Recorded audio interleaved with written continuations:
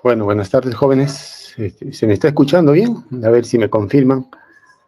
Por favor, ¿me confirman?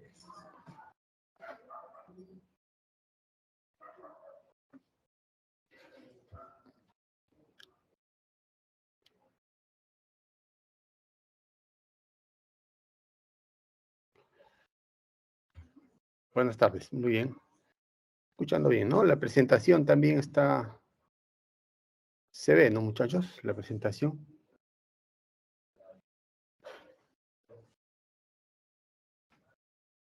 Bien, bien. Entonces ya siendo las 4:40 de la tarde, vamos a iniciar nuestra actividad de hoy día relacionada a la estática. Ya es la semana número 6.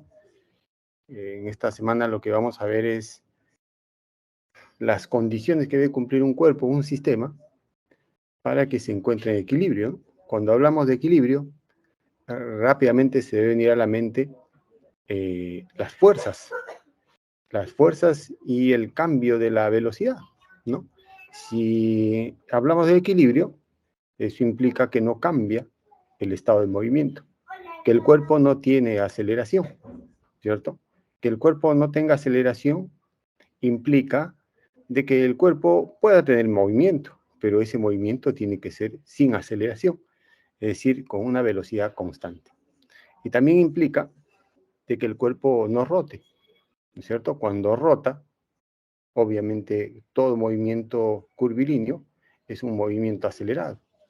¿Qué condiciones debe cumplir un cuerpo para que se encuentre en equilibrio si es que rota, por ejemplo, ¿no? Bien, entonces vamos a aplicar un concepto hoy día.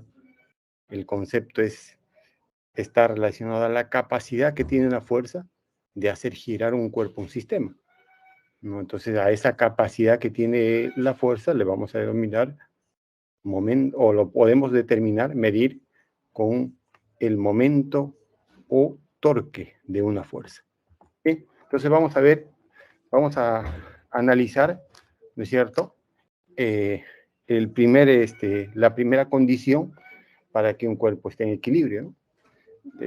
Si un cuerpo, miren, si tres o más fuerzas, ¿no?, son concurrentes, ¿no? Son concurrentes si sus líneas de acción se interceptan. Es decir, un cuerpo se encontrará en equilibrio, ¿no es cierto? Y este cuerpo, si está sometido a tres o más fuerzas, entonces se encuentra en equilibrio si es que sus líneas de acción concurren en un punto, se intersectan en un punto, convergen en un punto, ¿no? Si yo, por ejemplo, ahí tengo una pesita que le ejerce una fuerza, acá tengo otra fuerza, 2, y otra fuerza, 3. Entonces, necesariamente, si el sistema está en equilibrio, las líneas de acción deben concurrir en un punto, ¿no es cierto? En ese punto, ¿no es cierto? Esa es la primera condición. Obviamente que acá son 3 fuerzas, puede ser 4, 5, 6 fuerzas, ¿no? Que están sometidas a un cuerpo. Entonces, la primera ley nos tiene que garantizar que la sumatoria de fuerzas sobre este sistema, para que este cuerpo esté en equilibrio, tiene que ser 0. O sea, la sumatoria de fuerzas tiene que ser 0, ¿no es cierto? Bien, entonces vamos a ver operativamente que podríamos hacer eso. Si un cuerpo, por ejemplo, está sometido a una fuerza F1, a una fuerza F2, una fuerza F3, recordar que si el cuerpo está en equilibrio, implica pues de que la fuerza resultante sea 0. Geométricamente, esto significa que nosotros podemos dibujar un sistema cerrado, ¿no es cierto? Cuando yo tengo un sistema cerrado F1, F2, F3, uno a continuación del otro, eso significa que la sumatoria de fuerzas en este caso me da 0, ¿no? Me da 0. Entonces, esa es la primera. O quizás yo puedo hacer lo siguiente, ¿no? Tengo la fuerza F1, tengo una fuerza, por ejemplo, el F2 que está ahí y el F3 que está por acá.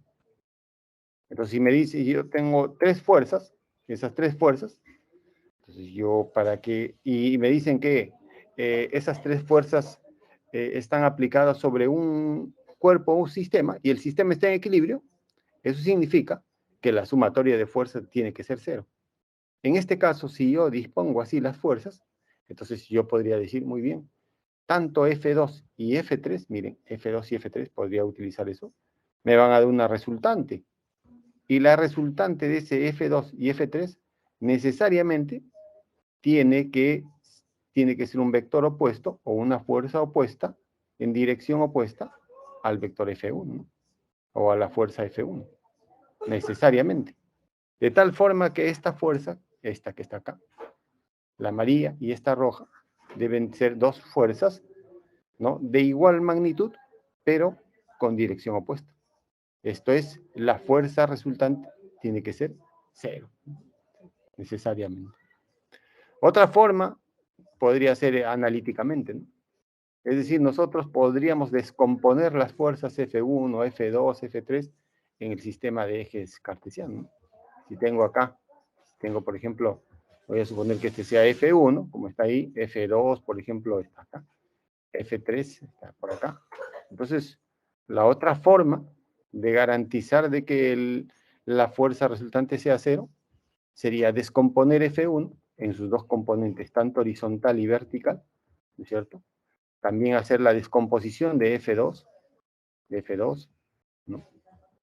Y la descomposición de F3.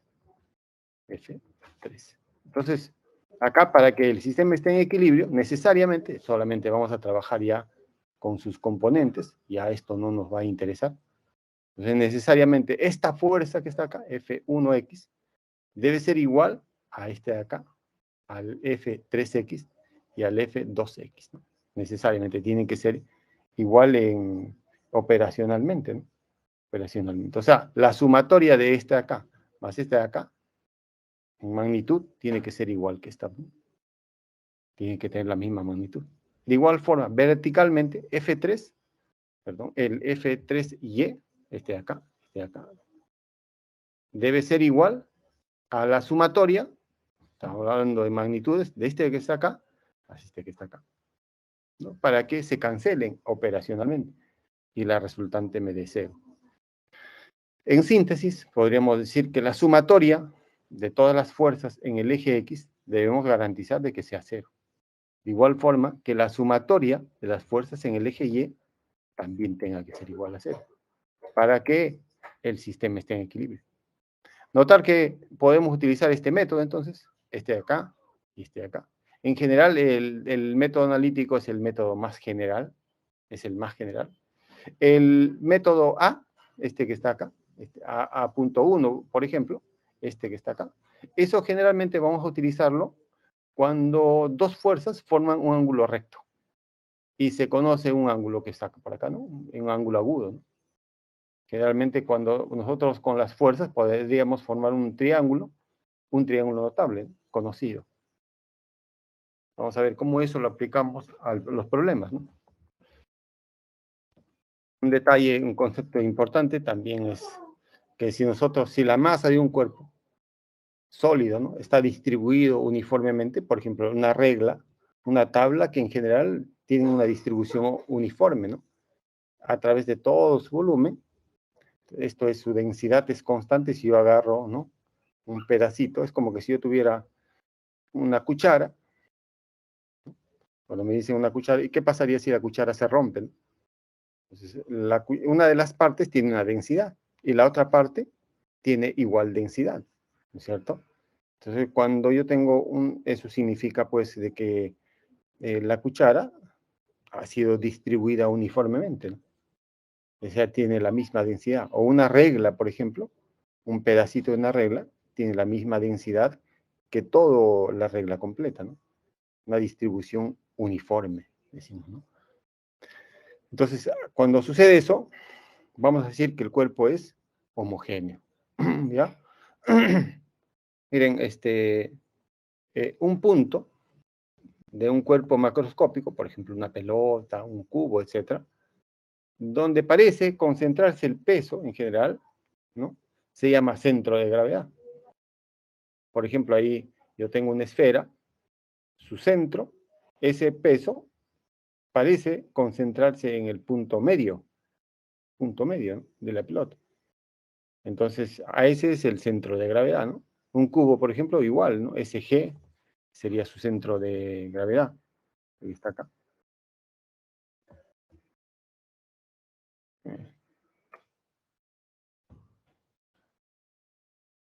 Centro de gravedad, igual un cilindro. Un cilindro también es un, miren, cilindro y un triángulo, donde si nosotros trazamos las tres medianas, entonces el trazado de esas tres medianas, esas medianas concurren en un punto que se llama baricentro. Podríamos decir que acá se concentra el centro de gravedad de un triángulo, ¿no? Un triángulo. Bien, entonces cuando nosotros tenemos, por ejemplo, una barra y me dicen que esa barra es homogénea, eso significa que en el punto medio debo dibujar su peso, ¿no? En el punto medio, en el eje. No solamente eso, si todo es L, entonces ese peso se va a concentrar, va a estar ubicado a L medios de un extremo y al L medios del otro extremo. Ya cuando me dicen un cuerpo es homogéneo, una barra, no sé, una placa es homogénea, significa que lo vamos a dibujar su peso en su punto medio, en su punto geométrico, ¿no? En su centro geométrico, perdón. Bien, ahora una fuerza adicional que no habíamos revisado en la clase anterior era la fuerza elástica. Si, por ejemplo, nosotros tenemos ahí un resorte y tenemos alguien que lo quiere deformar al resorte, obviamente que todavía en este instante no está sin deformar, estado inicial sin deformar, de repente alguien lo ha deformado, lo estira, eso significa que el resorte se ha deformado, entonces se ha deformado cierta longitud, ¿no? Se ha deformado cierta longitud, ¿no? Esa deformación constituye la elongación o deformación también, y lo vamos a denotar con la letra X. El X, ¿no?, significa cuánto se ha deformado, 1 centímetro, 2 centímetros. Y la fuerza que le está aplicando, es una fuerza deformadora, deforma el resorte. Cuando ustedes, imagínense que ustedes le aplican una fuerza al resorte, entonces, ¿qué sienten en su mano? Lo que sienten en su mano es que el resorte trata de recuperar su longitud inicial. Es como que si el resorte lo jalara hacia la izquierda. Esa fuerza constituye la fuerza elástica, la fuerza del resorte, la fuerza recuperadora le llaman otros, ¿no? Esa es la fuerza recuperadora. Esa fuerza recuperadora va a depender, cuanto más deformado está, esta fuerza recuperadora, el valor que va a tener va a ser mucho mayor. ¿No? Su magnitud va a ser mayor. Además, va a depender también del tipo de resorte, del grado de elasticidad o flexibilidad que tiene este resorte. A ese grado de elasticidad o flexibilidad que tiene ese resorte le llaman K, ¿no? K es la constante elástica. Este me va a caracterizar al resorte, a su grado de flexibilidad o de rigidez que tiene. No es lo mismo que yo estire a un resorte de un lapicero, de un cuaderno, o estire a un resorte de una bicicleta, de un colchón, de un tractor, de una motocicleta. Son distintos los resortes. Los resortes tienen distintos grados de flexibilidad. Entonces, ese K justamente me va a decir cuáles son las características elásticas de ese resorte, ¿no? ¿Cómo es que lo vamos a determinar? Lo vamos a determinar así. Esta fuerza, vectorialmente lo vamos a determinar, esa fuerza elástica, lo voy a determinar un K por el X. Bien, pero hay que notar que la deformación, miren, si yo pongo cómo se ha deformado desde acá para acá, se ha deformado así. Se ha deformado así. X se ha deformado así, ¿no? Esa dirección, con la fuerza elástica, miren, esta fuerza elástica tiene una dirección y la deformación tiene otra dirección. Tienen direcciones opuestas. Esta fuerza elástica y su deformación. Entonces, cuando esta fuerza y esta de acá tienen direcciones opuestas, entonces le ponemos menos K. Acuérdense que si tienen direcciones opuestas, este coeficiente tiene que ser negativo.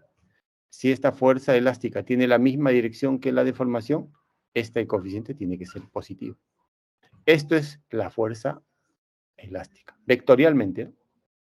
O sea, me está indicando la dirección. En magnitud, es la que en general nosotros vamos en magnitud. A ver, en magnitud,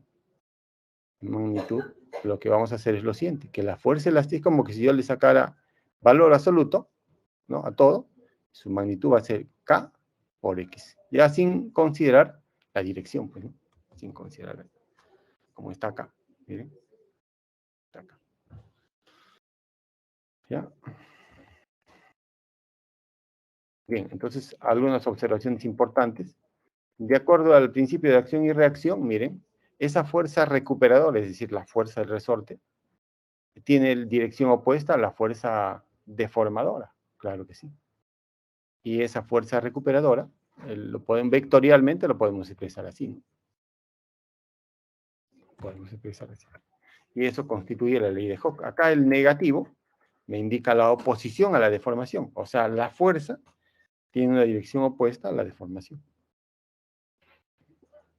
La gráfica, obviamente que si la fuerza elástica, miren, la fuerza elástica con el X varían linealmente. O sea, si yo quisiera hacer una gráfica de este tipo, la fuerza elástica y la deformación tienen direcciones opuestas, ¿no? Direcciones opuestas.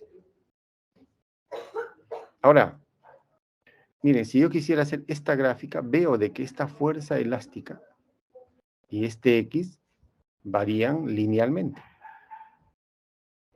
Linealmente. Entonces, si varían linealmente, no está elevado el X al cuadrado, ¿no? Varían linealmente, obviamente que la gráfica me va a salir una línea, pues, ¿no? Una línea. Y ya después vamos a ver que el área que está acá, el área también tiene un significado. Si yo calculo el área va a ser igual a la mitad de la base por la altura, ¿no? La base sería X por la altura, K por X. Y esto me resulta un medio de K por X al cuadrado. Y esto va a constituir, después vamos a ver, lo que es la energía potencial elástica. Entonces, ojo, hay que tener en cuenta para la siguiente sesión, vamos a ver este asunto, ¿no?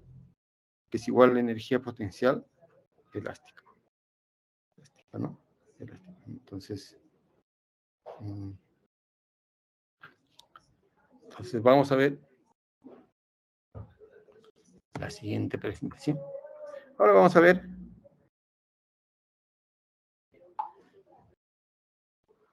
el torque o momento de una fuerza. Bueno, ¿de qué se trata este asunto?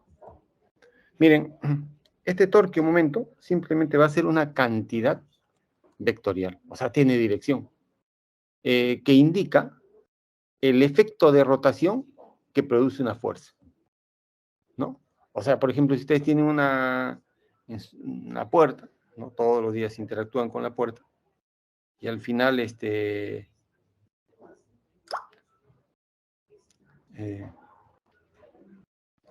si ustedes interactúan con la puerta y le ejercen una fuerza, ¿no? Ejercen una fuerza, esta fuerza tiene un efecto, hacer que la fuerza gire. Muy bien, hacer que la fuerza gire. Eso es muy entendible de manera muy natural, ¿no? Ustedes le ejercen una fuerza, esa fuerza va a hacer que el cuerpo gire. Si la fuerza hace que el cuerpo gire, entonces nosotros podemos determinar a esa capacidad que tiene esa fuerza, lo podemos determinar con el momento de una fuerza o el torque. Ya lo podemos medir, esa capacidad que tiene esa fuerza. Pero esta fuerza lo puedo aplicar acá, en el punto A. Pero también lo podría aplicar en el punto B, por ejemplo. La misma fuerza. La puedo aplicar acá, en el punto C, ¿no? Pero miren, si yo le aplico, por ejemplo, en el punto A, en el punto B o en el punto C, el efecto no va a ser el mismo. Claro que no va a ser el mismo. Es más sencillo aplicarle en el punto A. Cuanto más alejado está de esta bisagra, este acá es como si fuera el eje de rotación. Cuando yo me alejo de ese eje de rotación, le aplico una fuerza y me alejo del eje de rotación, el efecto de esa fuerza será mayor. El efecto de esa fuerza va a hacer que gire la puerta con mayor facilidad. Pero si yo, por ejemplo, le aplico la fuerza en este punto, en ese eje de rotación, obviamente que esta fuerza, está acá, no lo va a hacer girar. Imposible. O sea, la fuerza que pasa por el eje de giro o por la bisagra no lo va a hacer girar. Pero cualquier fuerza que es aplicada a cierta distancia del eje de giro, es posible que lo haga girar. En cambio, si la fuerza es aplicada en el eje de giro, es imposible que lo haga girar. Bien, entonces nosotros necesitamos, estamos viendo que es necesario incluir algo más. O sea, la distancia va a depender, el giro también va a depender de la distancia del eje de giro hasta la fuerza aplicada. Entonces yo voy a poner el eje de giro. Respecto a ese eje de giro se está aplicando una fuerza. Pero esta fuerza está siendo aplicada a cierta distancia del eje de giro. A esa distancia. A esa distancia desde el eje de giro hasta la fuerza, hay que notar que estas son perpendiculares. ¿Verdad? A esa se le va a llamar brazo. Brazo de palanca. ¿No? De igual forma, si nosotros tenemos acá lo siguiente, ¿no? Tenemos lo siguiente.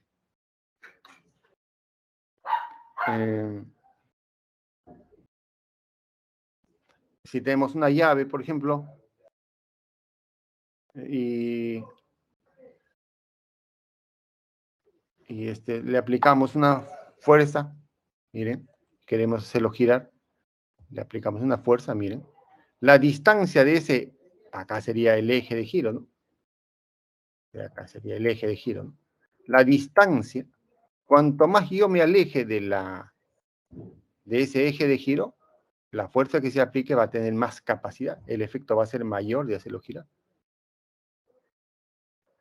¿Ya? Entonces hay que notar que el giro, entonces, la capacidad que tiene esta fuerza de hacerlo girar va a depender de cuán grande será ese brazo de palanca y cuán grande será la fuerza. SR entonces brazo de palanca y F es la fuerza. ¿Cierto? Entonces esa es la idea central acá. La idea central es acá. Bien. Ahora, ¿cómo es que nosotros vamos a definir la fuerza? ¿Cómo vamos a medir esa capacidad que tiene la fuerza de hacerlo girar? Entonces, si nosotros vemos la puerta desde arriba, verticalmente, o sea, nos ponemos en la parte superior, por acá estaba el eje de giro, ¿no? Entonces acá sería el punto de giro, ¿no?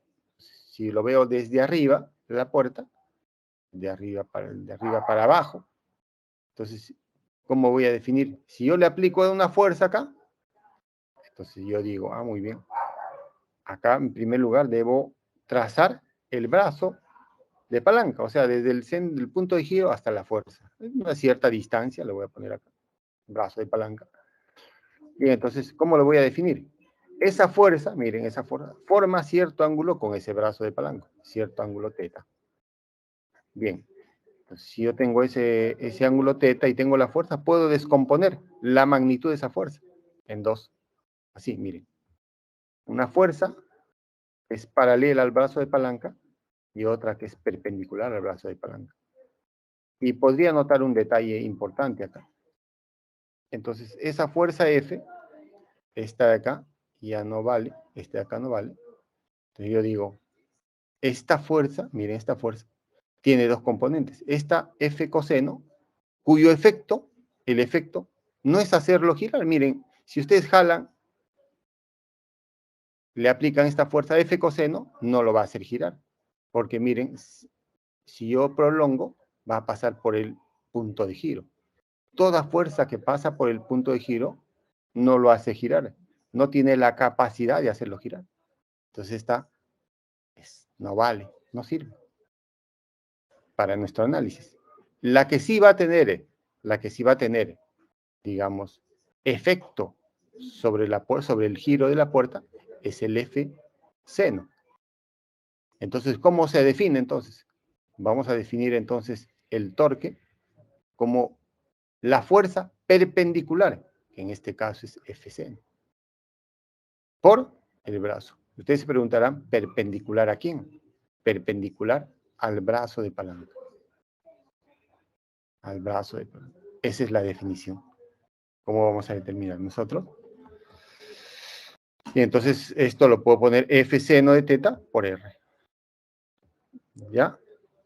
El ángulo teta es entre el brazo de palanca y la fuerza, ¿no? El brazo de palanca. Miren, es una forma de definir el torque. ¿Ya? Esa forma de definirlo. Hay otra forma de definirlo, que es otra equivalente, que es la siguiente, ¿no? Y yo tengo la puerta ahí, entonces voy a aplicarle una fuerza F, y esta fuerza lo puedo descomponer. No lo voy a descomponer, ahora voy a descomponer el brazo de la palanca. Tenemos al centro de giro, punto de giro, y el brazo de palanca es este que está acá. Entonces, ese brazo de palanca yo lo puedo descomponer. Antes he descompuesto la fuerza. Cuando lo descompongo, vamos a poner así, miren. Una en la línea de acción de la fuerza y la otra perpendicular a la fuerza, ¿no? 90 grados. Entonces, en este triangulito que está acá, en este triangulito grande, en este triangulito, este acá es como la hipotenusa, ¿no es cierto? Este ángulo es teta, este también que está por acá va a ser teta, claro. Entonces, este cateto, ahí tiene dos catetos, este triángulo, ¿no? Un cateto, este cateto que está al costado del ángulo, y el otro cateto que está al frente del ángulo. El que está al costado es R coseno, costado coseno. El que está al frente es R seno.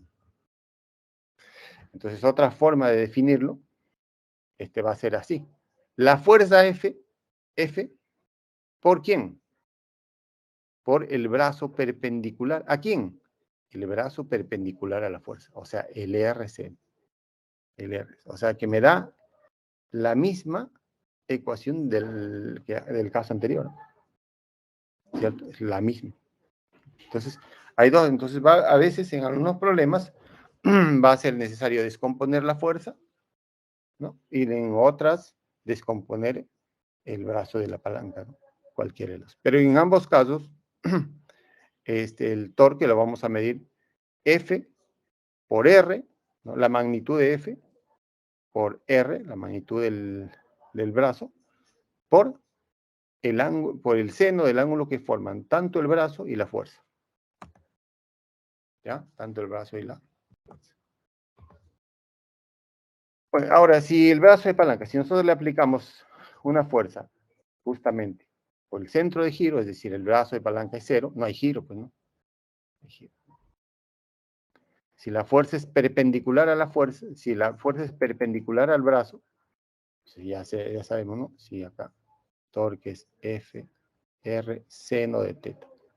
Si la fuerza es perpendicular al brazo, eso significa que el ángulo entre la fuerza y R vale 90. Seno de 90 es 1. Entonces el torque me salía F por R nada más. Un detalle importante es que nosotros vamos a ver si la fuerza tiene la capacidad de hacerlo girar en el sentido antihorario, convencionalmente nada más, le vamos a poner un signo más. Y si la fuerza tiene la capacidad, lo gira en el sentido horario, le vamos a poner menos. Entonces, ahora, para que un cuerpo esté en equilibrio, inclusive hay una pregunta ahí me parece, para que un cuerpo esté en equilibrio, necesariamente debe cumplir las dos condiciones de equilibrio.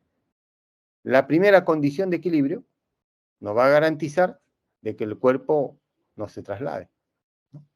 Se refiere al equilibrio de traslación o de fuerzas concurrentes. Y acá necesariamente el cuerpo, la fuerza resultante tiene que ser 0, ¿no? Entonces, Este de acá se refiere al equilibrio de traslación. Miren, equilibrio de traslación. O sea, un cuerpo puede tener un MRU. En un MRU, la aceleración es cero. Y si la aceleración es cero, ustedes saben de esta ecuación, si la aceleración es cero, la fuerza resultante es cero. Entonces, que la fuerza resultante sea cero implica que el cuerpo está en equilibrio de traslación. Si la fuerza resultante es cero, pero la fuerza resultante es cero, implica también que el cuerpo puede tener un MRU. O sea, cuando un cuerpo tiene un MRU, no tiene aceleración, la fuerza resultante es cero, entonces podría decir que está en un equilibrio de traslación. ¿No? Ahora, el cuerpo para que esté en equilibrio debe cumplir dos condiciones. La primera condición se refiere al equilibrio de traslación y la segunda condición se refiere al equilibrio de rotación o de fuerzas paralelas. Se aplica, está al estado de reposo o de MCU. ¿Qué significa eso? De MCU.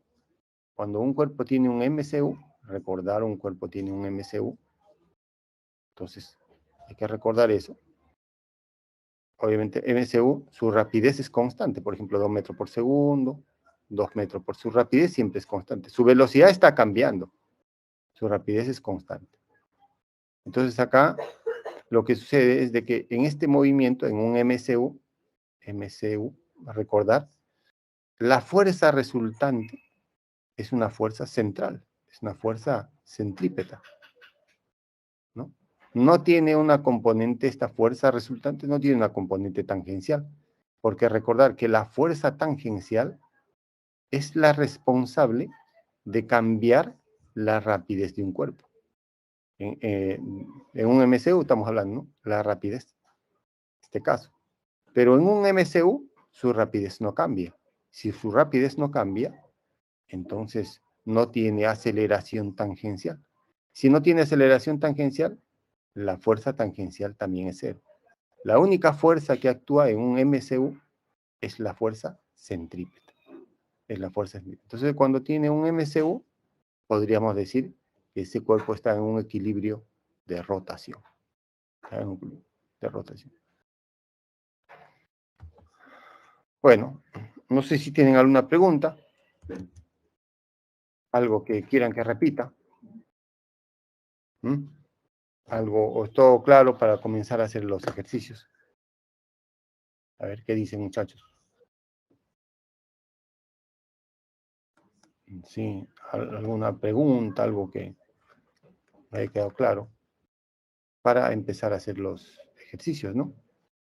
Lo que les solicito sería que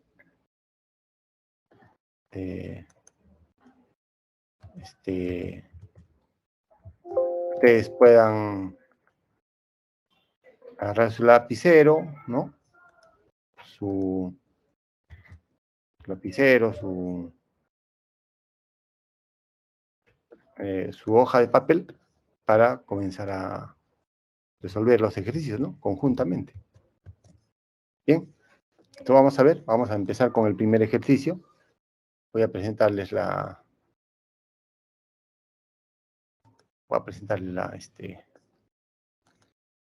los ejercicios propuestos. A ver, tienen que participar, muchachos, ¿ya? Tienen que ser más participativos porque nunca pierdan ese sentido, ¿no? Ese sentido, ¿no?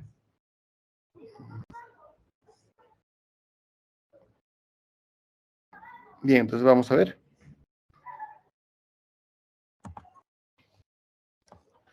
De las condiciones de equilibrio. Ya sabemos, un cuerpo está en equilibrio cuando necesariamente debe cumplir las dos condiciones, ¿no? La primera condición y la segunda condición. Respecto a eso vamos a hablar. Las proposiciones que dicen acá. Por ejemplo, si un cuerpo se mueve con rapidez constante, rapidez constante, ¿no? Entonces se encuentra en equilibrio. Entonces, cuando se mueve con rapidez constante, la fuerza resultante, les había dicho, ¿no?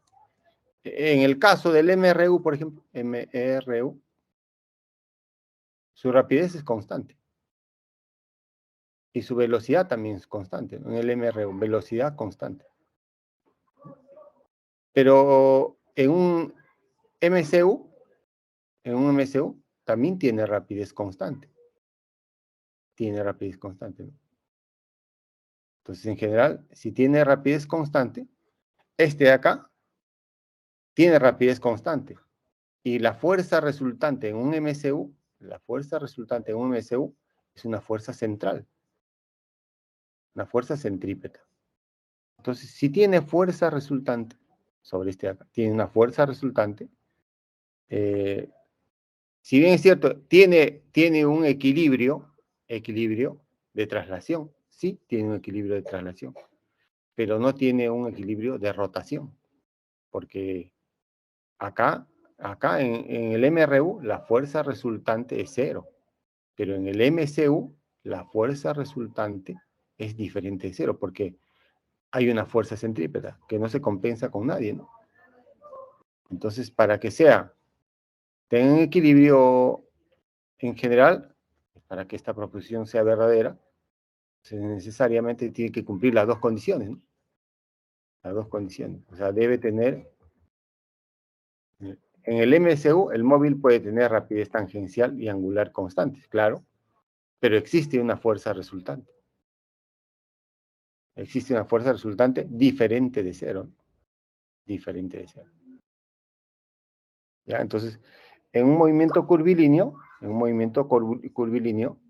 la fuerza resultante siempre es diferente de cero, porque es un movimiento acelerado. Entonces, eso sería falso, ¿no?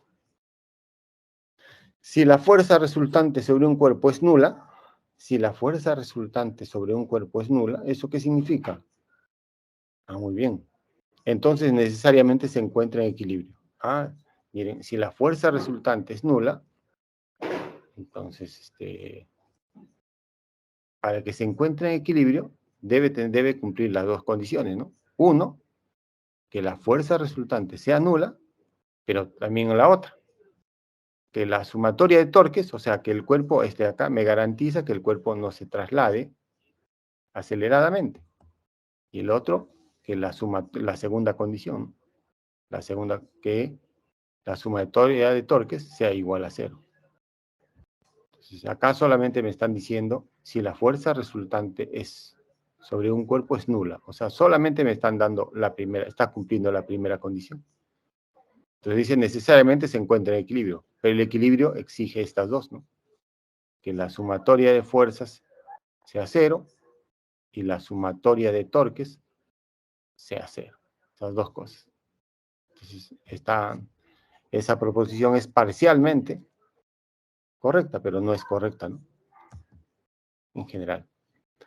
Un cuerpo en caída libre está en equilibrio cuando alcanza su máxima altura. Mira, acá siempre se confunde. Cuando ustedes lanzan un cuerpo y alcanza su máxima altura, tiene una velocidad de cero. Ahí tiene cero, su velocidad. Muy bien, ahí tiene una velocidad de cero. Pero si ustedes se preguntan, en ese punto, ¿tendrá fuerza resultante o no?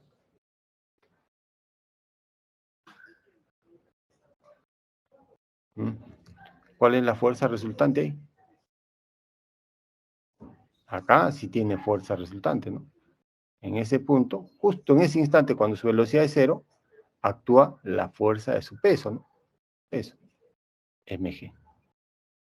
Entonces acá hay una fuerza resultante. En todo instante el cuerpo está afecto a una fuerza, que es la fuerza de la gravedad, al peso, fuerza de la gravedad. Entonces, esta fuerza de la gravedad en todo momento es diferente de cero. Si es diferente de cero, no está en equilibrio, ¿no? Acuérdense que, ¿cuándo va a estar en equilibrio? Cuando la fuerza resultante es cero. Y bueno, acá no podemos analizar la rotación, ¿cierto? Pero en este caso, en un cuerpo de caída libre, dice, en caída libre está en equilibrio cuando alcanza su máxima altura. Cuando alcanza su máxima altura, está afecto a una fuerza, al peso, ¿cierto? Tiene fuerza resultante. Y si tiene fuerza resultante, ese peso es diferente de cero, entonces está acelerando, ¿no? Está acelerando. Cuando hablamos de la aceleración no podemos decir, profesor, en ese instante su velocidad es 0. Sí, pero el problema de la aceleración no lo podemos hablar en un instante, aceleración instantánea, algo así, ¿no? Sino en un intervalo de tiempo. Porque imagínense que en ese instante su aceleración sea 0. Si la aceleración es 0, significa que no cambia su velocidad. Y cuando no cambia su velocidad, si ahí tiene 0, pasa un segundo, sigue teniendo 0. Pasa 2 segundos, sigue teniendo 0. Está flotando. Lo cual es un absurdo, ¿no? Entonces en todo instante está acelerando. Un movimiento de caída libre, en todo instante está acelerando. Si está acelerando, es que existe una fuerza resultante, que tiene igual dirección que la aceleración.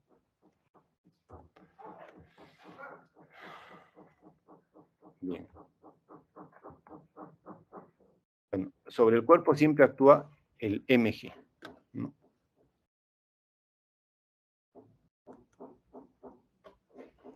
Bien. Excelente. Falso, falso. Bien. Muy bien. Excelente. Muy bien, Satomi, Rodrigo. Excelente.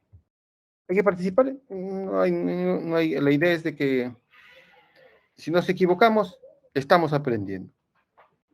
Si decimos la verdad, si acertamos, lo conocemos, también estamos aprendiendo. Y decirlo, eso es importante, porque hay mayor impacto sobre nosotros, ¿no? No decirlo, a veces uno se queda con la duda. No decirlo también hay como que no. Es importante participar en esta discusión, donde todos podemos equivocarnos o acertar. Es parte de nuestro aprendizaje, ¿no? Bien, vamos a ir con el siguiente ejercicio, ¿ya? Siguiente ejercicio. Bien, vamos a ir, dice, ahí vamos a hacer una pequeña corrección. Miren ahí, en la lista de problemas, dice, este dato, dice, la figura muestra un cuadro en equilibrio sostenido por una cuerda ideal. Acá está, cuerda ideal, que forma un mismo ángulo con la vertical. Teta, ¿cierto? Si la tensión de la cuerda, acá hay que hacer una pequeña corrección, es 5/6, debe decir, 5/6 del peso, determina el ángulo teta. Nos piden, acá, piden el ángulo teta. Un detalle central, la palabra mágica es esta que está acá. Equilibrio. ¿Qué significa que está en equilibrio? Significa porque debe cumplir las dos condiciones, ¿no? Cuando ustedes tienen un cuadro acá, en ese cuadro no está rotando, pues, ¿no?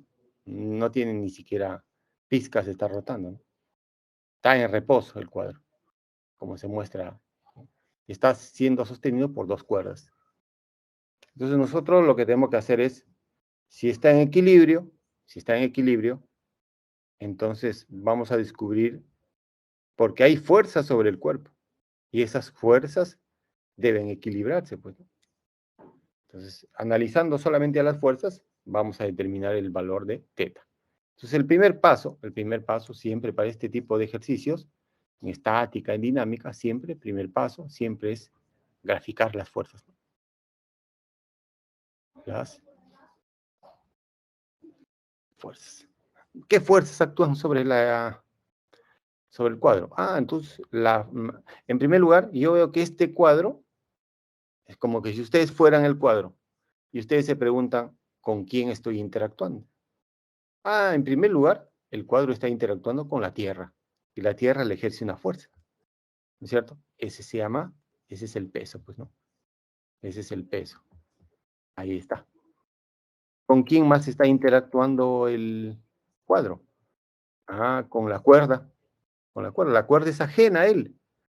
La cuerda, entonces, por los dos extremos, ¿no? Por un extremo se le ejerce una fuerza, acá. Siempre esa es una fuerza de tensión. Esa cuerda se tensiona cuando está sujeto al cuadro, se tensiona y la fuerza de tensión siempre se grafica, ojo, siempre se grafica saliente al cuerpo. Ahí tenemos la tensión, ¿no? Y también tenemos acá, no solamente a esa tensión, sino a la otra tensión también, ¿no? Ahí tenemos a la otra tensión, T. Bueno, entonces, para que el cuerpo esté en equilibrio, solamente hay tres fuerzas, ¿ah? Tres nada más. Tres. Es fácil darse cuenta. Fácil darse cuenta. Bueno, si a mí me dan el ángulo, entonces yo puedo descomponer T verticalmente y horizontalmente. Bueno, miren, ahí tengo, ahí, por ejemplo, tengo, mi sistema de coordenadas. Me conviene utilizar, descomponer las fuerzas, ¿no? Entonces voy a poner primero, acá vamos a poner el peso, y peso, que el peso sería pues mg, ¿no?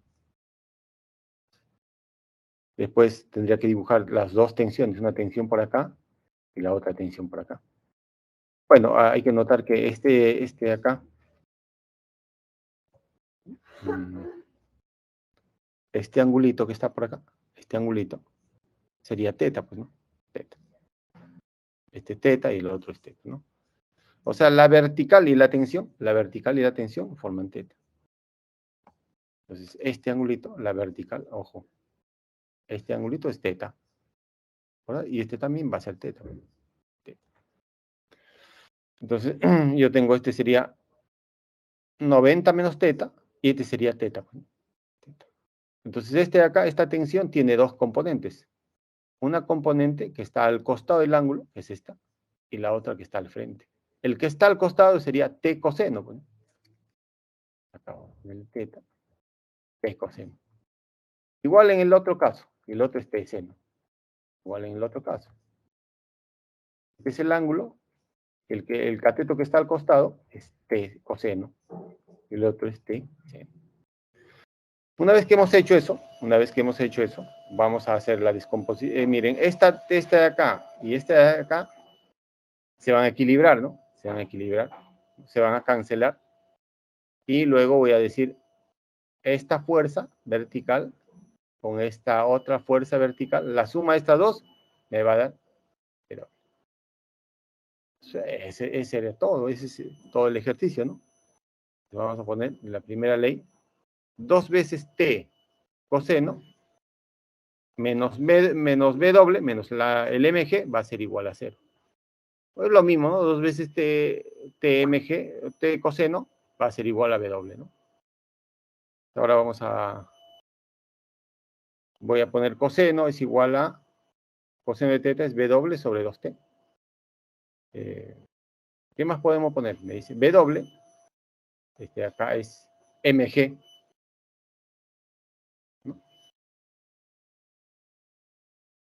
Puedo poner MG arriba y también MG abajo. Voy a hacerlo así. Entonces, me dice por el dato, me dice que la tensión es 5/6 de B doble. Lo puedo reemplazar acá. O también podría poner así, miren. B doble es MG. Y 2 veces T. La tensión, ¿qué cosa es? 5/6 del peso. O sea, este de acá es 5/6 del peso, pero el peso es mg. Acá, mg se va, y me queda acá, el 6 pasa arriba, y 2 por 5 es 10. Mitad, mitad, y me queda 3/5. Por lo tanto, coseno de qué ángulo es 3/5. A ver, ¿quién me dice? El coseno de qué ángulo es 3/5. Exactamente. Que su fuerza resultante debe ser 0 o igual que su torque. Bien, bien. Teta 53, me dice Rodrigo, ¿está bien o no? 53 o 37. A ver, el coseno sería el coseno de 53 es igual al seno de 30 y coseno de 53 o de 37 sería.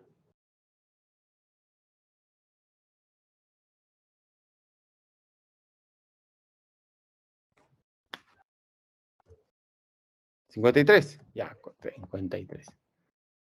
¿No? Entonces ahí, coseno de qué ángulo me da 3/5. De 53, ¿no, muchachos? 53. Muy bien, excelente. Excelente, 53. Teta 53. Bien. Ahí. Muy bien, excelente. ¿Se ha entendido o no ese ejercicio? ¿Sí? ¿O hay alguna duda de ese ejercicio? Entonces siempre, no se olviden, siempre luego el paso primero tiene que ser descomponer las fuerzas, ¿no? Y la palabra mágica en este capítulo, cuando estudiamos electrostática, hidrostática, estática, ¿no es cierto? La palabra mágica siempre va a ser la palabra equilibrio. Esa va a ser la palabra mágica. Bien. ¿Ya? Ese es el dato que me consolida. Bien, entonces vamos a ver acá un ejercicio número 3. Miren, muchachos, siempre no se olviden, una chica de 60 kilogramos es rescatada de un edificio en llamas. Bien, ahí tenemos una chica, está siendo rescatada por un bombero, ¿no es cierto? Y para eso el bombero, la chica se cuelga de una soga, de un cable, ¿no? Entonces, dice, asumiendo, miren acá la palabra, asumiendo, que la chica se encuentra inmóvil, cuando la cuerda, en un momento dado, cuando la cuerda está doblada, un ángulo de 90 grados. Ah, bien, miren, esta cuerda está doblada 90 grados.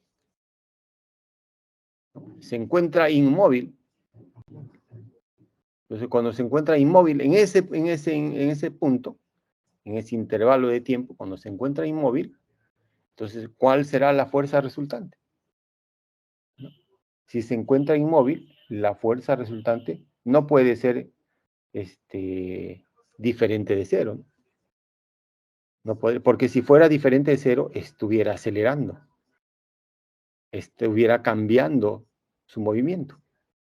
Si se encuentra inmóvil, eso significa que la fuerza resultante es cero, ¿no? Bien, determine las tensiones T1 y T2.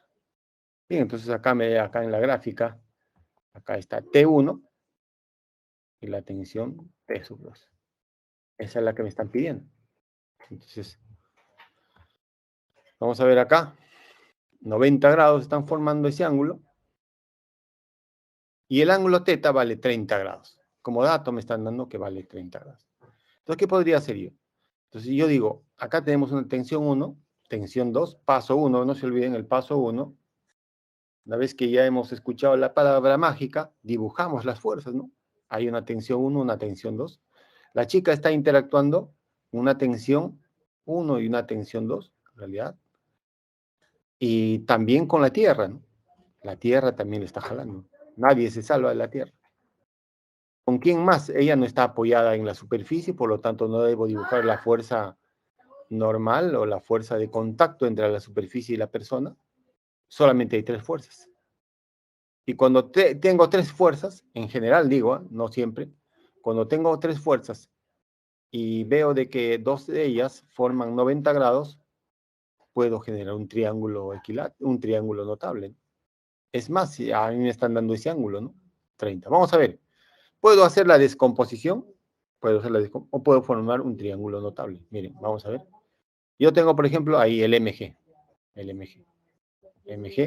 que en este caso sería 600, ¿no? 600 newton, porque la masa vale 60 por 10 son 600. Tenemos la tensión T sub 2 y T sub 1, tensión 1, que lo puedo dibujar así, y la tensión T sub 2. Notar que, miren, estoy generando con estas fuerzas un triángulo cerrado. Geométricamente eso implica que la fuerza resultante es cero. ¿Y por qué lo hago que sea cero? Porque la condición me está diciendo, pues justamente está inmóvil, eso significa pues que la fuerza resultante es cero. Y geométricamente eso ¿qué implica? Que dado que puedo, con esas 3 fuerzas, puedo construir un triángulo cerrado. Y en un triángulo cerrado, la sumatoria de fuerzas es cero. forman 90 grados. Ahí está. ¿Y cuál es el ángulo entre la tensión? Miren, este de acá, esta tensión 1 y la vertical. ¿Cuánto sería? Si este vale 30 grados, ¿no? 30 grados. Este es teta, este que está acá, también sería teta, pues, ¿no? Teta. Y si este es teta, por opuestos, este también sería teta. O sea, el ángulo entre la tensión 1 y la vertical, la tensión 1 y la vertical tiene que ser teta o 90 grados. ¿No? Entonces ya tenemos ya que este ángulo vale 30 grados. Y el MG sería 600 newton. Entonces yo veo a 90 grados se le opone 600 newtons. En un triángulo de 30 y 60, recordar, si tengo acá un triángulo de 30 y 60, si a 90 se le pone 2K, a 30K. Y a 60K, ahí de 3. Entonces, en este caso, a 90 se le opone 600. A 30, la mitad, ¿no? Si a 90 se le opone 2K, a 30 la mitad. Entonces, si a 90 se le opone 600, a 30, la mitad de 600. Entonces sería 300 newtons. Y la tensión 1, ¿cuánto sería la tensión 1? Bien, 30 y 60. ¿Y cuánto sería la tensión 1, muchachos? Ya conozco la tensión 2, la tensión 1, ¿cuánto me daría? Eso es claro, ¿no? Muy bien. 300, muy bien. 300 por la raíz de 3 newton. Eso sería, ¿no? Y esa sería la respuesta, ¿no? Recordar, hay que... Lógica. Ahí está. De la figura nomás, si nosotros geométricamente ya conocemos nuestro triángulo cerrado, podríamos derivar rápidamente, ¿no? La respuesta.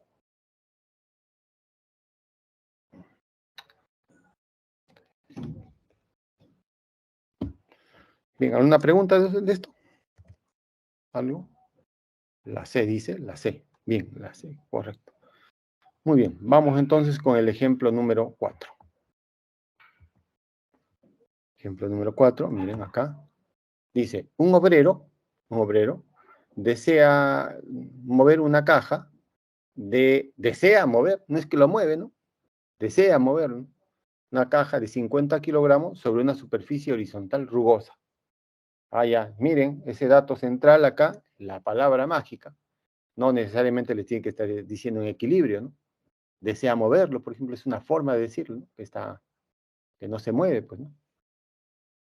Si para mover, o sea, no lo mueve todavía, si para mover la caja debe ejercer una fuerza paralela a la superficie, mínima, o sea, mínima, porque si pasa de esa mínima, ya lo movió, pues, ¿no? De 150 newtons, determina el coeficiente de rozamiento estático. Ah, miren este dato, coeficiente de rozamiento estático. ¿Cuándo consideramos un coeficiente de rozamiento estático? Cuando el cuerpo no se mueve todavía, o cuando el cuerpo tiende a moverse. Está a punto de moverse, pero no se mueve, ¿no? Es estático. Entonces vamos a dibujar. Siempre hay que dibujarlo, eso es fundamental. Ahí tenemos el obrero. El obrero le ejerce una fuerza paralela a la superficie.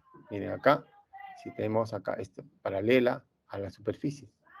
Paralela a la superficie, ¿no es cierto? Esta es la superficie, esta es la superficie. Ustedes ya se imaginan, digamos, paralela a la superficie, cuya magnitud mínima es de 150. Determina el coeficiente de rozamiento. Entonces, si yo digo, dibujo esa fuerza, y además debo dibujar otra fuerza, ¿no? Debo dibujar el peso. Esa caja está interactuando ¿con quién? Con la tierra. Está interactuando también el obrero con el obrero le ejerce una fuerza. También con el piso. Entonces el piso a la superficie le ejerce le ejerce una fuerza de contacto. Esa fuerza de contacto tiene dos componentes. una componente que constituye la fuerza normal y la otra componente que es la fuerza de rozamiento. La fuerza normal, miren acá, la fuerza normal lo vamos a dibujar, esa fuerza María, y la fuerza de rozamiento lo vamos a dibujar en dirección opuesta al deslizamiento o posible deslizamiento. En este caso, posible deslizamiento, ¿no? Tiende a moverse la caja hacia la derecha y la fuerza de rozamiento hacia la izquierda. Recuerden que esta fuerza de rozamiento es una fuerza de rozamiento estático. Es una fuerza, disculpen,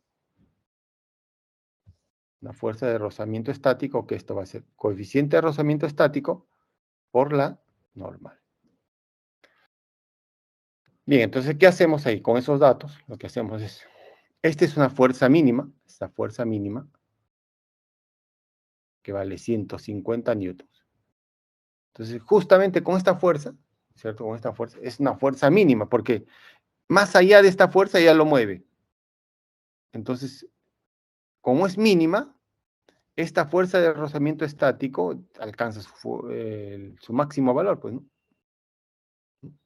La fuerza de rozamiento estático alcanza su máximo valor.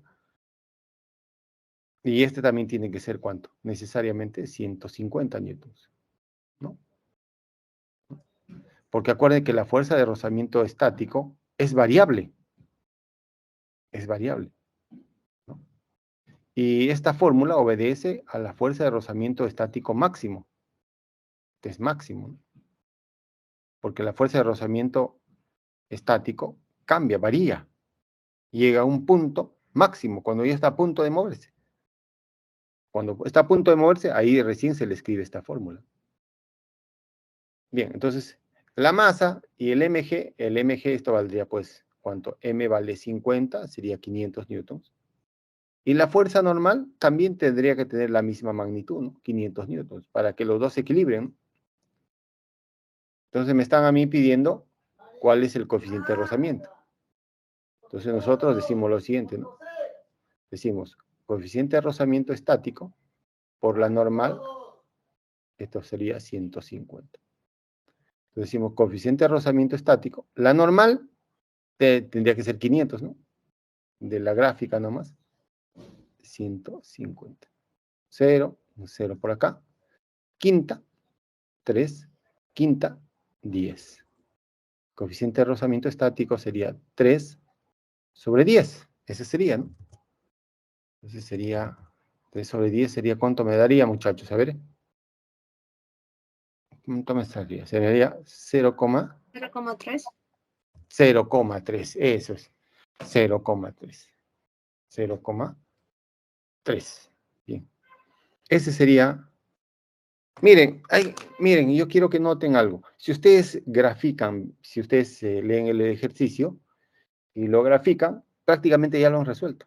Si ustedes estarán dando cuenta, ¿no? Y ahí, cuando lo leen bien, entienden el problema, de qué se trata, y ustedes cuando lo grafican, están entendiendo el fenómeno físico. Cuando ustedes lo grafican, prácticamente han entendido, prácticamente han resuelto el problema físico, en realidad. O sea, la física lo han resuelto. Y el resto son operaciones matemáticas, ¿no? Las fórmulas, etcétera, van a ir acostumbrándose poco a poco, en la medida que van resolviendo poco a poco. Seguramente, si no se acuerdan a qué es igual la fuerza de rozamiento, ya, ustedes hacen un problema, 2 problemas, 3, 4 problemas, ya el cuarto o quinto problema ya no van a estar mirando, repasando cómo es esa formulita, ¿no? Directamente, coeficiente por la normal, etcétera. Entonces, siempre, siempre, ojo, hay que considerar el dibujo. El dibujo es fundamental. Dibujan, entienden el problema físico y las fórmulas poco a poco van a ir ya absorbiéndolas. Miren, acá, miren, acá. Ahí está. Ahí está. ¿Ya? Bien. Vamos entonces con el ejemplo número 5. 5. ¿De qué se trata este ejemplito? Miren ahí. Ejemplo número 5. dice lo siguiente, ¿no? Se muestra una caja, ahí está la caja, ¿no? Del lado L, y de masa 8 kilogramos. En reposo, apareció la palabra mágica, ¿no? En reposo, muy bien, la palabra mágica. Cuando les aparece la otra palabra mágica en la clase anterior, está acelerando. Esa era la palabra mágica. Si estaba acelerando, buscamos al responsable, que era la fuerza resultante. Entonces, cuando la escuchan esa palabra acelerando, rápidamente hay que buscar al responsable, ¿no? Y estos dos se unen a través de la segunda ley de Newton, ¿no? En este caso, está en reposo sobre un plano, sobre un piso rugoso, rugoso. Entonces acá existe cierto grado de rozamiento entre las dos superficies, entre la caja y la superficie. ¿Cuál debe ser la magnitud mínima, miren acá, de la fuerza F para volcar la caja? Para volcar, miren, entonces vamos a analizar nosotros. Miren, la fuerza mínima. Entonces de acá le puede aplicar, por ejemplo, 1 newton. No le va a hacer nada. Le aplica 2 newtons, 3 newtons, 4 newtons, 5 newtons, 6 newtons. Entonces, a medida que le va aplicando la fuerza, miren, a medida que le va aplicando una fuerza, porque miren, es como que si yo esta fuerza F, yo lo descompongo así, F de X y F de Y, ¿no? Entonces, esta fuerza F de X, ¿qué va a hacer? ¿Lo va a trasladar a la caja? Puede hacer que lo traslade. Pero también esta fuerza F de X puede hacer de que lo haga girar, ¿no? Puede hacer. Entonces, para eso, nosotros lo que vamos a hacer es lo siguiente. Primer paso, ya les dije, paso 1, siempre, vamos a dibujar las fuerzas, ¿no? Acá esa palabra de reposo ya más o menos me está dando una idea central, ¿no? Acá es el ángulo y ahí empezamos. Bueno, acá ya más o menos, muchachos, me han dado el ángulo y me han dado esta fuerza F. ¿Cuánto vale esa fuerza F? ¿Eh? ¿Cuánto vale esa fuerza? ¿Para qué? ¿Cuál debe ser la mínima fuerza para volcar la caja? O sea, cuando la caja va a volcar, eso significa que puede girar, ¿no? Girar, volcar significa girar, ¿no? Y justamente cuando está a punto de volcar, prácticamente, si inicialmente, cuando esta fuerza está aplicada sobre la caja, miren el contacto entre este puntito A, entre el puntito B, puntito C, puntito D, así. Cuando le va aplicando fuerza, este tiende a volcar, prácticamente ya casi no hay contacto en el punto A, B, C, D, casi no hay contacto ahí, porque tiende a volcarlo, ya un poquito como que se desliza un poquito, ¿no? Y toda la fuerza se concentra en ese punto acá. Justo en ese instante cuando está a punto de volcarlo, prácticamente toda la fuerza se concentra acá, ¿no?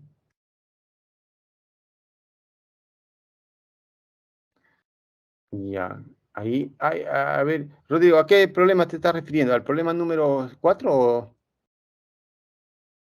la fuerza de gravedad de 80 newtons? ¿A qué problema? Ya, está bien, a la 8, excelente, a la 8, ya, bien. Sí, justo estamos analizando esto, sí es 80, el mg es 80. Entonces vamos a dibujar las fuercitas, pero entiendan el fenómeno. Primero, en la caja está interactuando con la Tierra, el mg, ¿cierto? El mg. Después la caja está interactuando con el piso, pues, ¿no? El piso. Y el piso le ejerce a la caja una fuerza de contacto. Esa fuerza de contacto, ¿no? Es una fuerza normal y una fuerza de rozamiento. Si hay rozamiento, ahí está la fuerza normal. Son las componentes de la fuerza de contacto y la fuerza de rozamiento que actúa ahí. Bien, hay que notar que cuando está a punto de volcar, miren, la fuerza F para volcar, prácticamente esta fuerza de rozamiento, miren, cuando ya esté acá, está a punto de volcar, esta fuerza de rozamiento va a desaparecer. Perdón, esta fuerza normal, disculpen, esta fuerza normal va a desaparecer. O, en otras palabras, va a desaparecer de este punto. Ahí actúa la fuerza normal, ¿no? Entonces, prácticamente la fuerza normal va a estar acá ya. Ahí se va a poner, ¿no? A medida que va ejerciendo una fuercita, esta fuerza normal va perdiendo contacto acá, acá en A, B, C, D, E, en F, así. Y prácticamente, si se encontraba en D la fuerza normal, al final se va a encontrar cuando está a punto de volcar. Ahí, entonces, en O. Entonces, justo respecto a ese punto puede girar. Cuando está a punto de volcar, puede girar. Bien, entonces ahí vamos a ver eso. Disculpen. Ya está. Bien, ahí está a punto de volcar. Vamos a ver entonces. Yo voy a decir lo siguiente.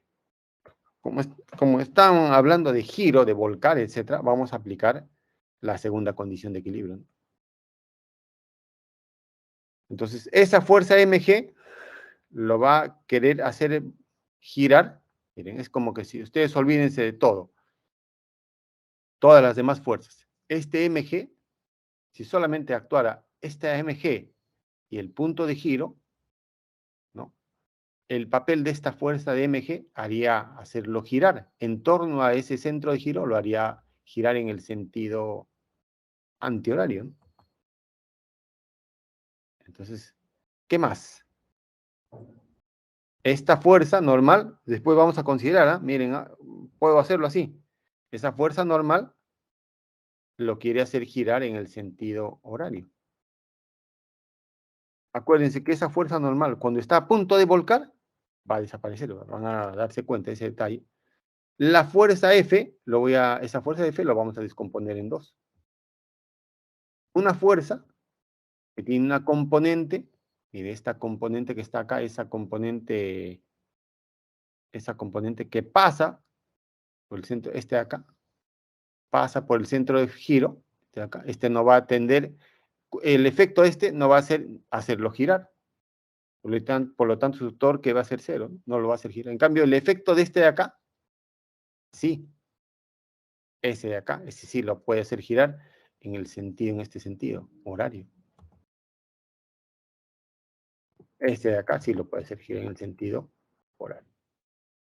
Entonces nosotros tenemos estas fuerzas, ¿no? Dos fuerzas, el FC, ¿no? Y la normal, que al final vamos a ver que va a desaparecer, que lo quieren hacer girar en el sentido horario, y tenemos una que lo quiere hacer girar en el sentido antihorario. Entonces, ¿qué hacemos nosotros? Para que no gire, para garantizar que no gire, porque a mí me están diciendo cuál debe ser la mínima fuerza mínima para volcar. O sea, todavía no se ha volcado, ¿no? Para volcar, ¿no? Y además, entonces voy a poner lo siguiente, ¿no? Voy a poner, de la segunda condición de equilibrio, la sumatoria de torques va a ser cero, es decir, para garantizar de que el bloque no rote.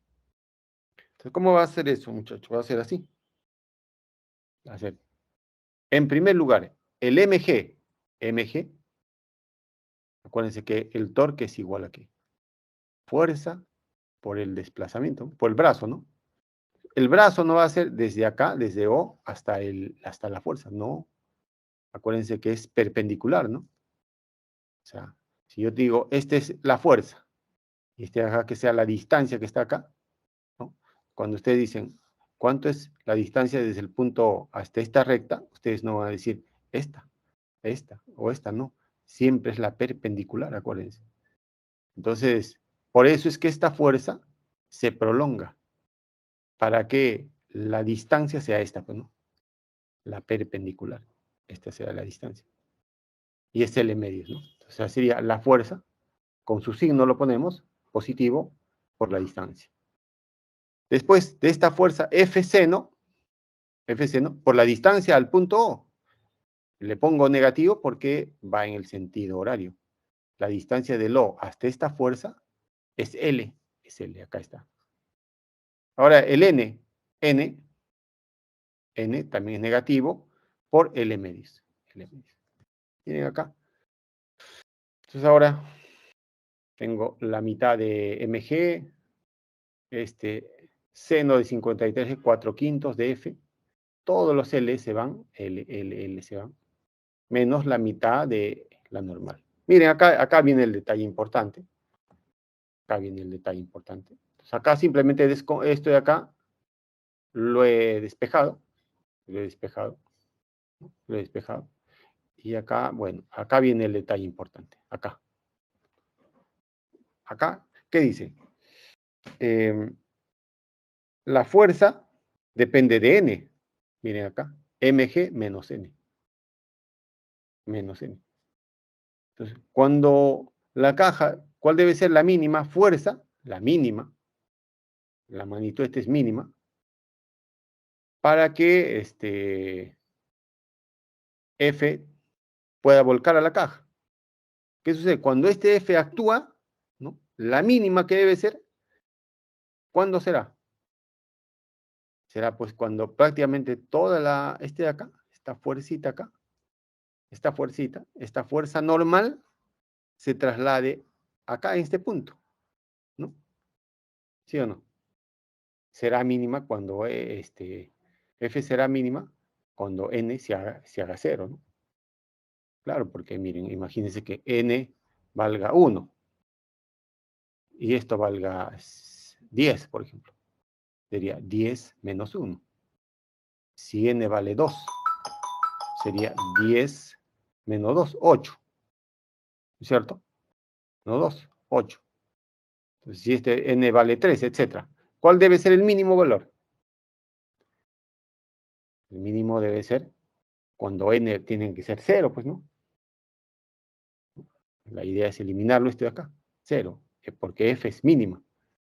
Cuando N es 0, ahí sí ya podemos resolver el ejercicio, ¿no? 8 por 10 me da 50. Esa es una forma de resolver. Hay otra forma de resolverlo, que es más espectacular, ¿no? Pero todo el tiempo ya no. Directamente ya acá, no considerar el N. Directamente, ¿no? Directamente, ya no considerar el N. Es otra forma de resolverlo. Bueno. Si ustedes justo dibujan las fuerzas, cuando está a punto de volcar, el N lo tendrían que dibujar acá. Y ahí aplican los momentos y les tiene que salir igualito. ¿Ya? También lo pueden resolver así. Bien.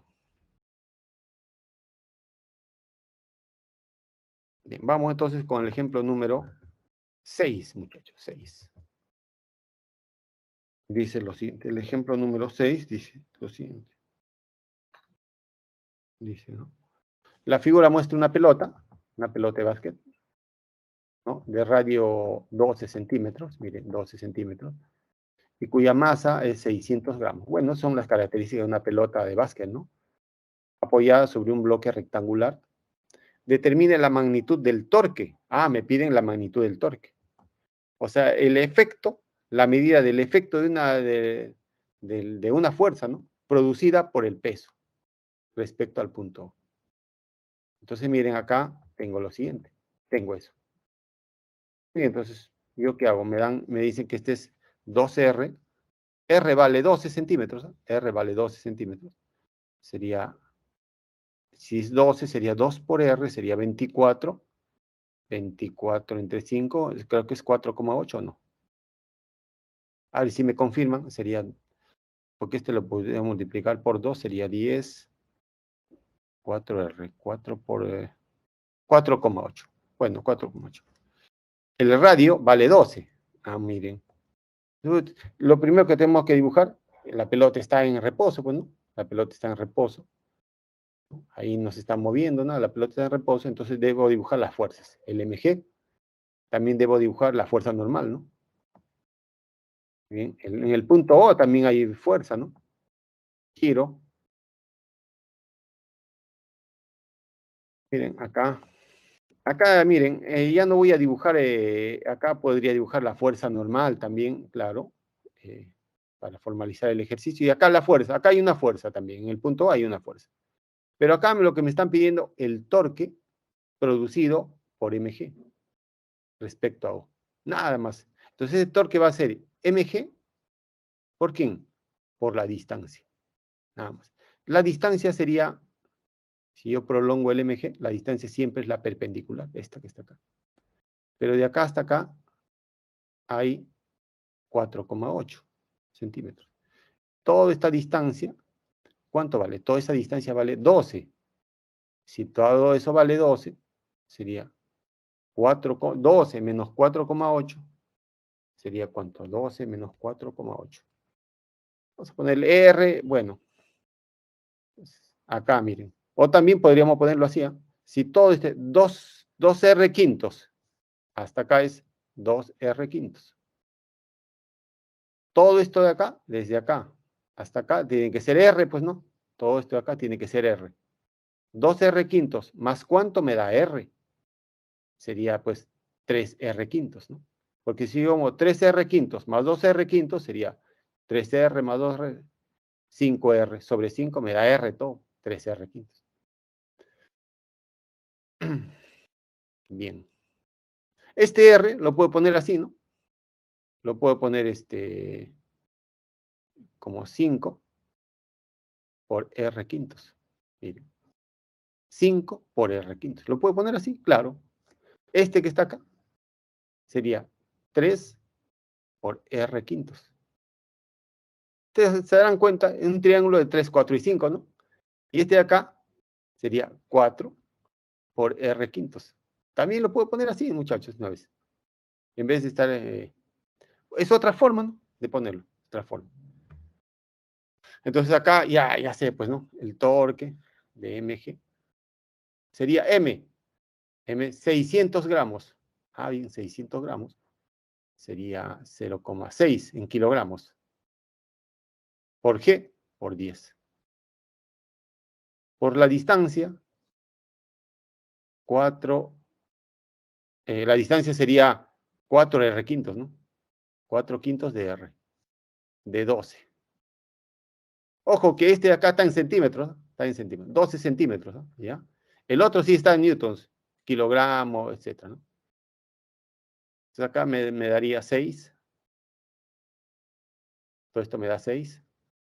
6 por 4 por 12 sobre 5. Entonces acá sería, ¿cuánto sería? 24 por 12 sobre 5. ¿Cuánto me da 24 por 12 sobre 5? ¿Eso cuánto me resulta?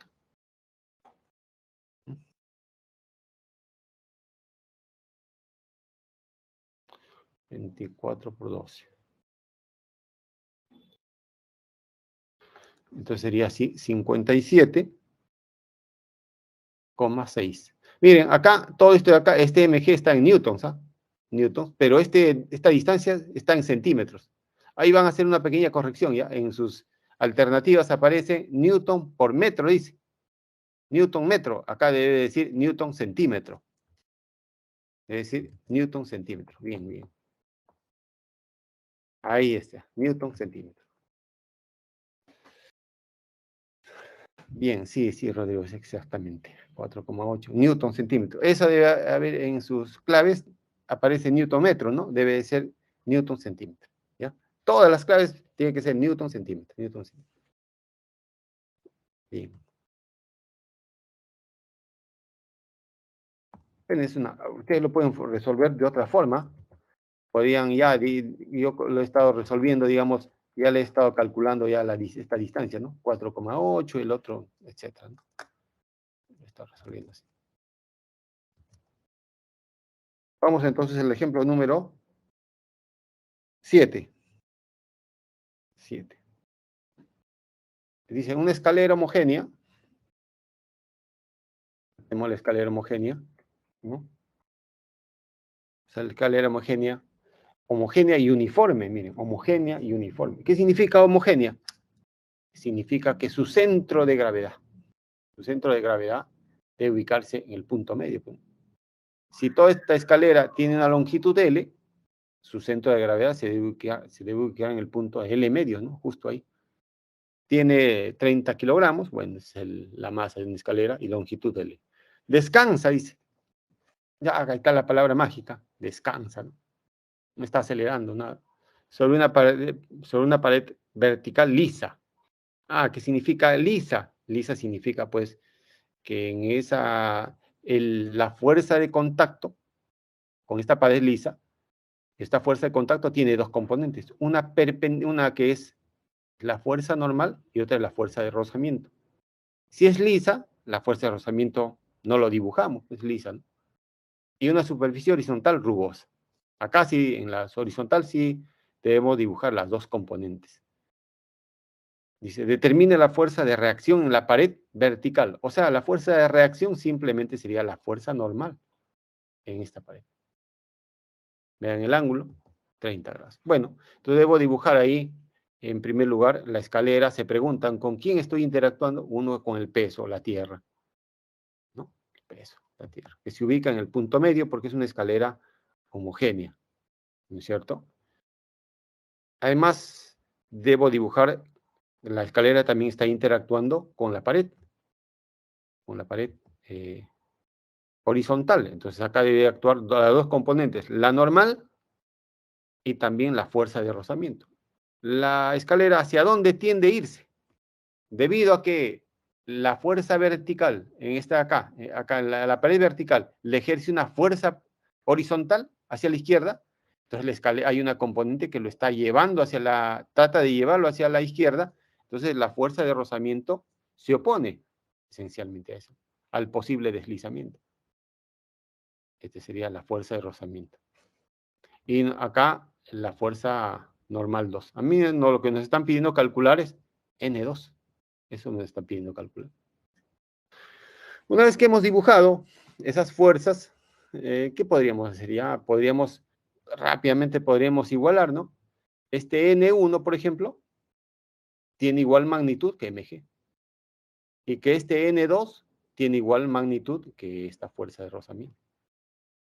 Primera condición, ¿no? Y si no sale el problema con eso, tendríamos que aplicar la segunda condición. La segunda condición. Y la segunda condición, para aplicar la segunda condición está asociada al giro.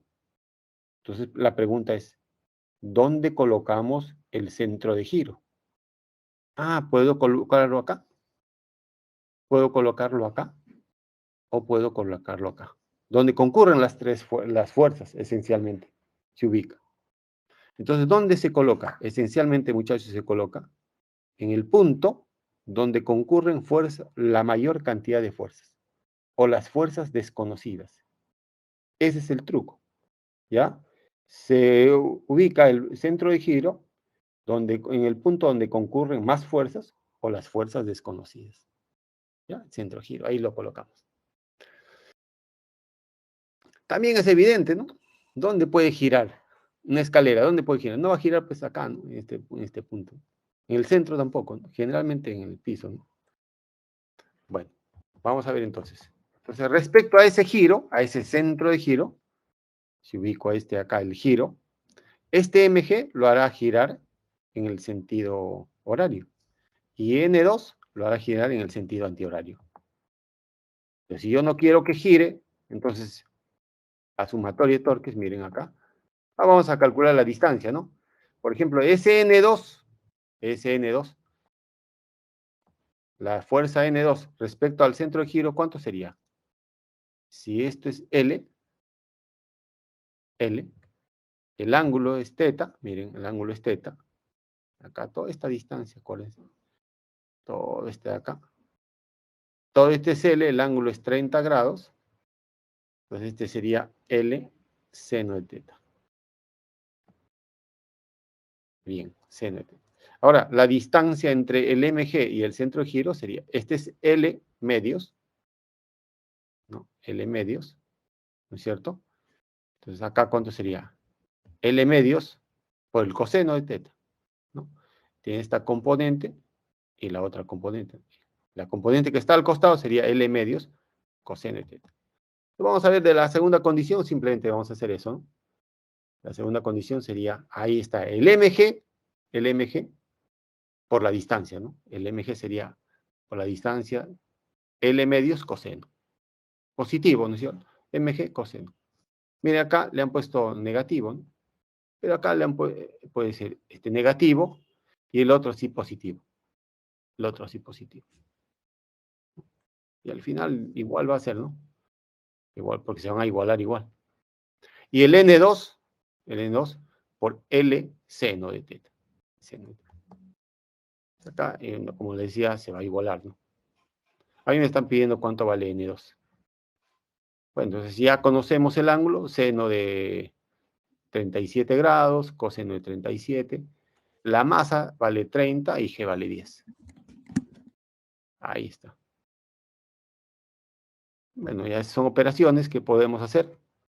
Y acá sale 200, ¿no? 200. Esa es una forma.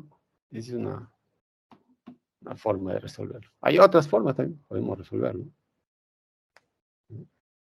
Los invito a que ustedes puedan hacerlo de otras formas también. ¿Ya?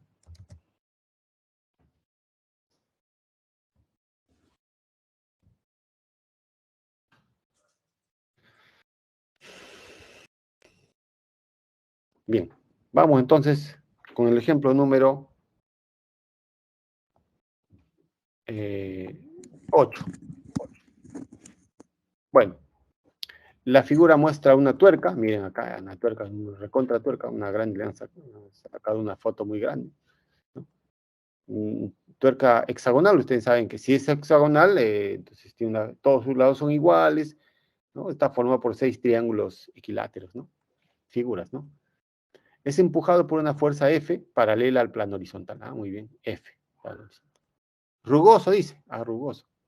Cuya línea de acción de esta fuerza pasa por el centro de la tuerca. Pasa por el centro de la tuerca.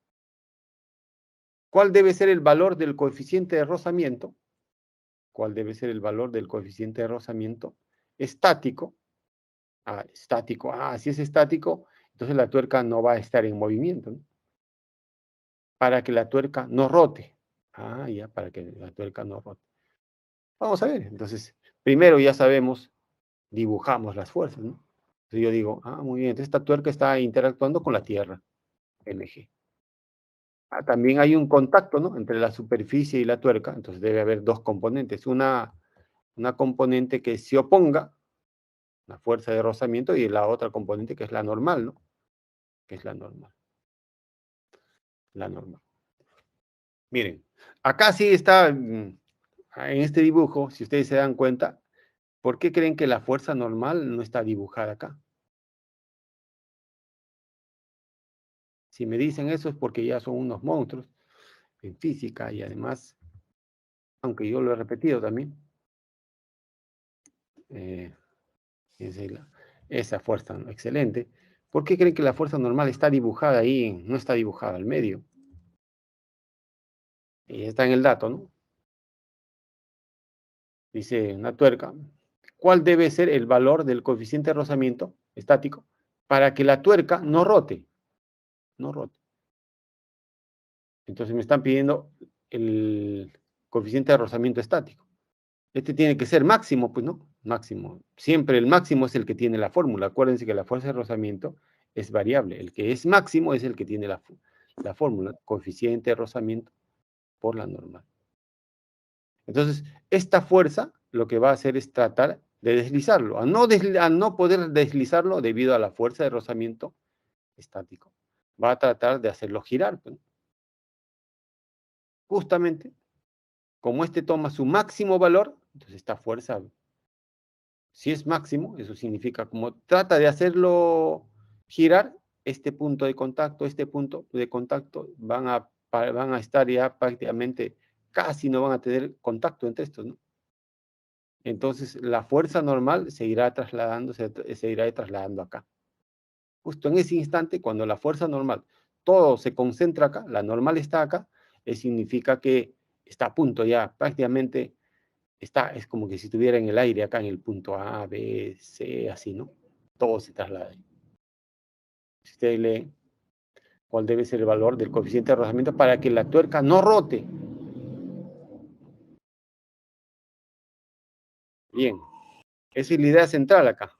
En el problema de la caja, también lo hubiéramos podido resolver así, por si acaso. Problema de la caja. Bien, entonces voy a dibujar acá. De la primera condición de equilibrio, esta fuerza, en primer lugar, esta fuerza y esta fuerza de rozamiento deben ser iguales, ¿no? Y también el MG y la fuerza normal deben ser iguales, claro, ¿no? Deben ser iguales. Acá lo estamos dibujando. Iguales en magnitud, me refiero. Tienen que tener igual magnitud.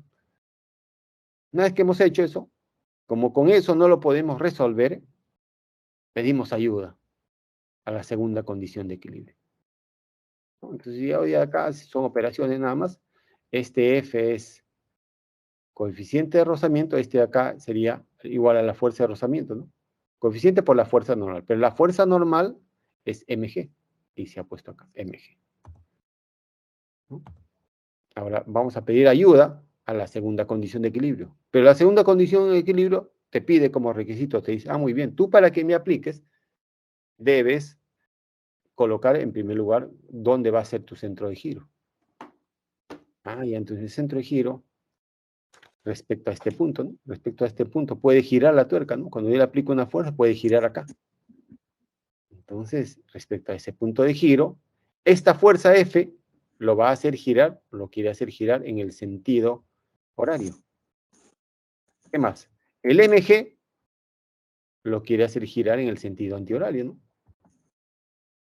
Y las demás, las que pasan, las fuerzas que pasan por el centro de giro, se anulan, ¿no? Se anulan. Entonces vamos a igualar esas de ahí. Y acá viene el problema ya un poquito matemático, porque vamos a calcular la distancia, ¿no?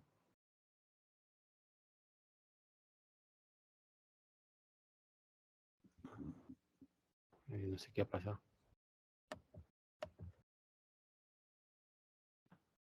Bien, entonces ahora voy a un ratito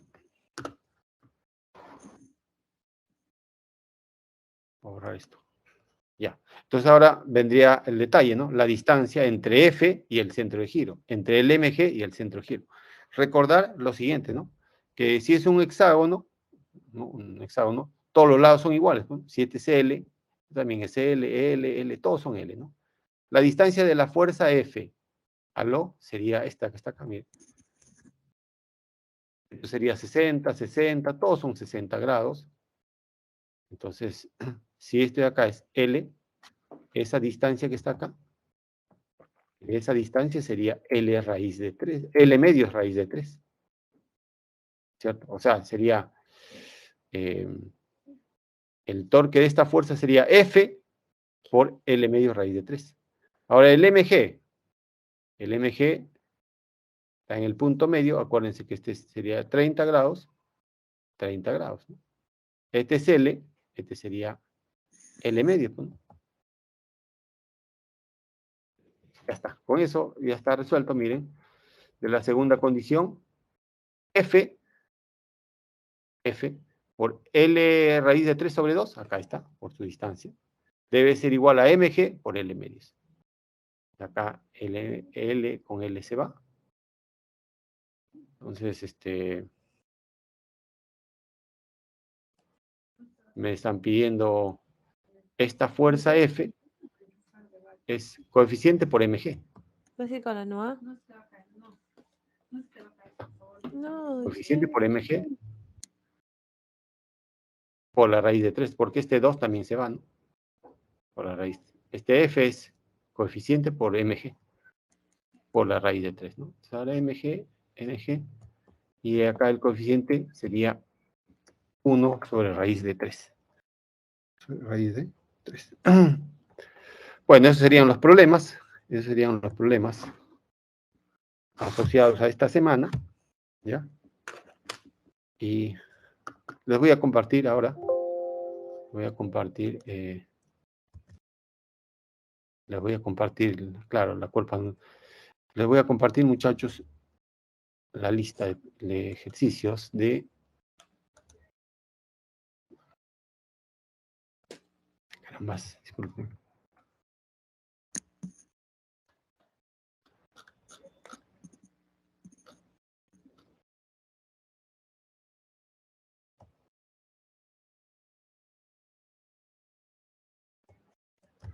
Ya está.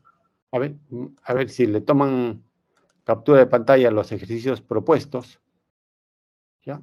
A ver si hay propuestos ahí. Ahí sí, ya estoy bien, creo que lo compartí.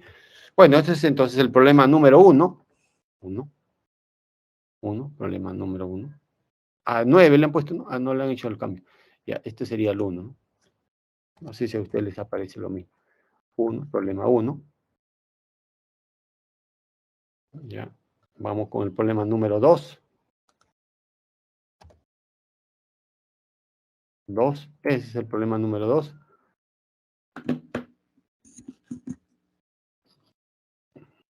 2, el problema número 3, vayamos. Que va a ser el problema número 3. Esta es la propuesta nada más. Y la solución es esta que está del problema número 3. Esta es la solución. La solución del problema número 3 es ese, porque esta la voy a poner la 4. Ya está. Ahora sí, este es el problema número 3. 3. Ya. 3. Ahora vamos con el 4. 4 es este que está acá. Este es el enunciado. Y la solución es esta que está acá. Este es, acuérdense que este es la 5. Este es un problema número, esa es la solución del problema 4. 4. Y este es el problema número 5, que falta la solución, ¿eh? Acá. Mejor lo voy a pasar todo a la siguiente página para que se vea.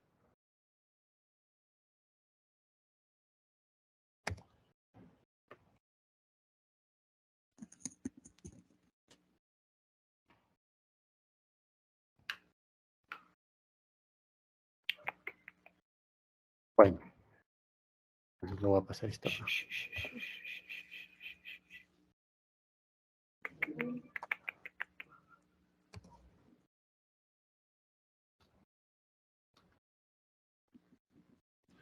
Bueno, no ha salido.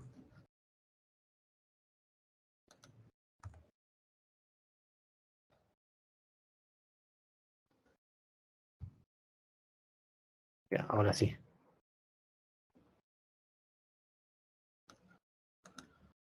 Es el problema número 5. 5, la solución del problema número 5. Ya, este es el problema número 5. Problema número 5. Ahora el problema número 6. Mejor lo voy a pasar todo al otro lado.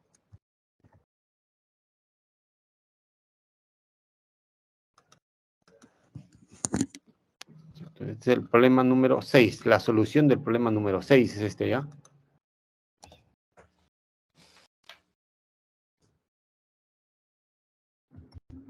Problema número 6. 6, y este es el último problema, que es la 7. 7, problema número 7.